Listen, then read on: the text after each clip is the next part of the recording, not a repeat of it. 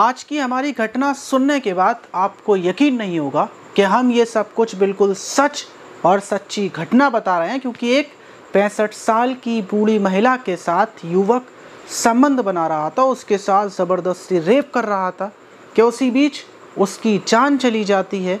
लेकिन वो उसके बाद उसकी लाश को फेंकता नहीं है, बल्कि वो उसकी खून से सनी हुई लाश को अपने साथ रखता है पूरी रात। उस लाश के साथ वो जो काम करता है वो जानकर और पूरा मामला जानकर कि आखिर उसने इस घटना को कैसे अंजाम दिया और वो कैसे पकड़ा गया, यकीनन सब कुछ सुनने के बाद आप हैरान हो जाएंगे। आप ये सोचने पर मजबूर हो जाएंगे कि क्राइम लेवल कितना बढ़ चुका है। तो चलते हैं और जानते हैं पूरा मामला। मध्य प्रदेश के ग्वालियर के थाटीपुर गांव में 5 सितंबर की सुबह गांव के लोग उठकर जब अपने अपने कामों पर जा रहे होते हैं तो उनकी नज़र पड़ती है कि वहीं खेतों में एक महिला की खून से तरबतर लाश पड़ी हुई है। गांव के लोग लाश के पास पहुंचते हैं और ये खबर पूरे गांव में आग की तरह फैल जाती है। पूरा गांव उस लाश के पास पहुंच जाता है और लोग पहचान करने लगते हैं कि आखिर ये महिला की लाश किसकी है। पुलिस को भी फ़ोन कर दिया गया था, लेकिन पहचान करने में ज़रा सा भी टाइम नहीं लगता, क्योंकि जिस महिला की लाश थी और जो महिला थी उसका नाम चतुरोबाई था, जिसकी उम्र 65 साल थी और वो अक्सर पूरे गांव में घूमती रहती थी, सारी लोगों की नज़रों में रहने वाली महिला थी। वहीं महिला की फैमिली वाले भी मौके पर पहुंच जाते हैं, रोने पीटने लगते हैं और पुलिस उस लाश को उठाकर पोस्टमार्टम के लिए भेज देती है, क्योंकि लाश की हालत देखकर लग रहा था कि महिला के सर पर किसी ने ताबड़तोड़ भारी भरकम चीज़ से वार किए हैं और उसी से महिला की मौत हुई है। हाथ पैर महिला के बंधे हुए थे। पोस्टमार्टम के लिए भेजने के बाद महिला की फैमिली वालों से पूछा जाता है कि आखिर ये महिला आपके घर से कब गई थी, क्योंकि लाश अभी सुबह मिली है और ये बात लग रही थी कि हत्या एक दिन पहले की गई होगी।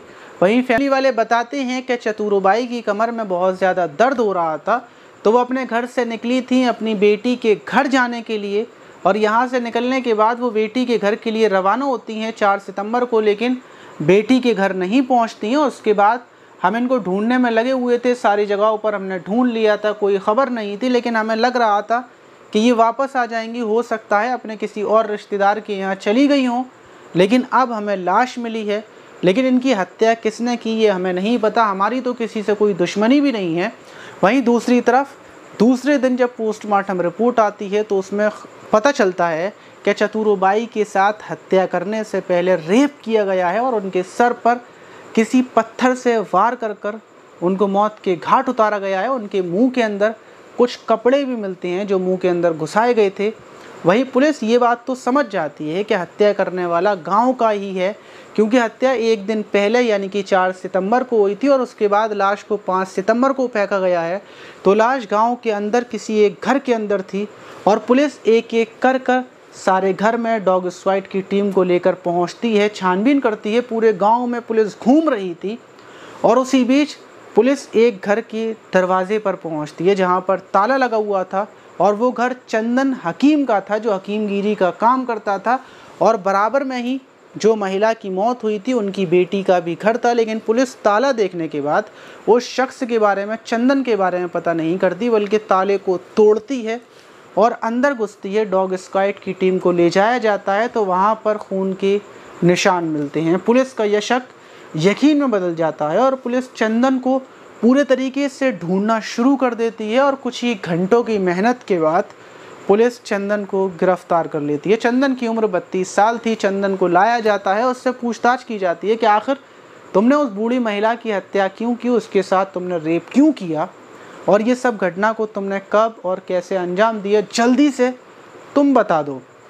तो चंदन बिना देरी किए अपना गुनाह कबूल करते हुए बताता है कि 4 सितंबर की दोपहर के टाइम चतुरोबाई मेरी दुकान पर आई थी। मैं हकीमगिरी का काम करता हूँ, साथ ही साथ मैं गांव-गांव जाकर फेरी का भी काम करता हूँ। और चतुरोबाई उस दिन मेरे पास आकर मुझसे बोलती हैं, मेरी कमर में बहुत ज़्यादा दर्द हो रहा है, कोई तेल तुम्हारे पास हो तो उससे तो मेरी मालिश कर दो। और मैं उनको अंदर बुलाता हूँ और वहीं पर दुकान पर ही उनकी कमर की मालिश करने लगता हूँ। इसी बीच मेरी नीयत फिसल जाती है, क्योंकि मैं अकेला रह रहा हूँ काफ़ी सालों से।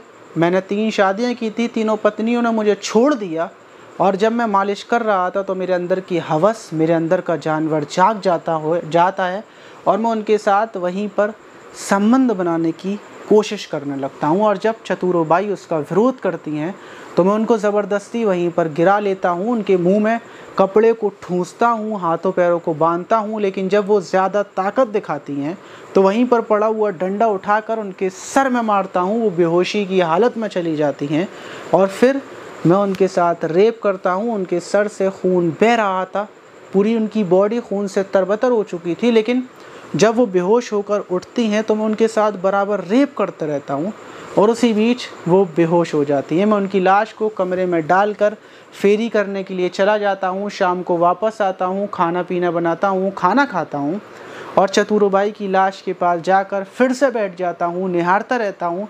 मैंने सोचा था कि रात को लाश को फेंक कर आऊँगा, लेकिन गांव में महोत्सव था, गांव के लोग जाग रहे थे, इसलिए मैं रात में लाश नहीं फेंक पाता और मैं उस लाश के पास बैठा रहता हूँ, निहारता रहता हूँ।